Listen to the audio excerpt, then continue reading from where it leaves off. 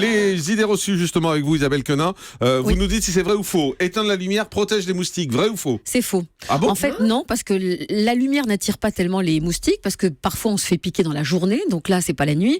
Et en plus, ils nous repèrent dans le noir grâce au gaz carbonique qu'émet notre peau. Donc même dans le noir, on peut se faire piquer, il n'y a aucun souci. Les bracelets anti-insectes, ça marche ou pas? Ça marche pas du tout. Selon le Haut Conseil de la Santé publique, c'est même fortement recommandé de ne pas les utiliser, anti-insectes.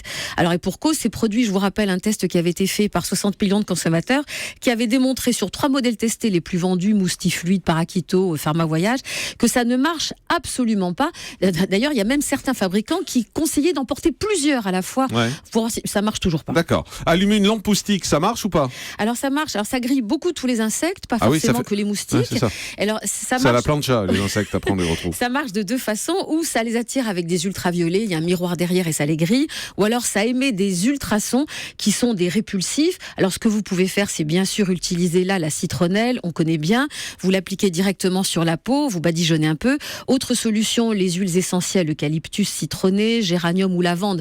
Attention, quand vous les utilisez dans la journée, ça peut provoquer des réactions au soleil. Sans ça, vous pouvez utiliser des répulsifs à base de DEET. Alors vous savez, alors c'est un répulsif anti-moustique et ultra fort. Ça avait été utilisé pendant la guerre au Vietnam par les Américains. Donc c'est vraiment le truc, c'est un pesticide. Enfin, c'est vraiment affreux. Et alors vous l'utilisez pas si vous avez des allergies. Et surtout, vous le mettez sur les vêtements et les moustiquaires, mais jamais sur la peau.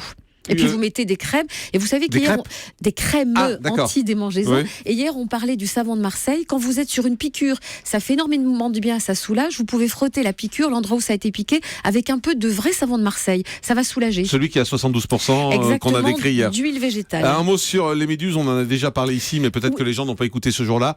Sur les méduses, il paraît qu'il faut faire pipi dessus quand on est piqué. Ça, c'est une idée. Elle n'est pas si inintéressante que ça. C'est beaucoup mieux que le vinaigre. On disait pour le vinaigre, c'est bien. Mais ce qui est intéressant dans l'urine, déjà, c'est qu'elle est stérile, mais deux, c'est qu'elle est chaude. Et c'est la chaleur qui va calmer la piqûre de la méduse. Le feu de la méduse va être calmé par donc de l'urine, forcément à 37 degrés, ou alors carrément par du sable chaud, mais surtout ne pas frotter. Mais est-ce qu'on peut se faire pipi dessus tout en suçant des glaçons? Faut être très souple. Très bien. Merci beaucoup.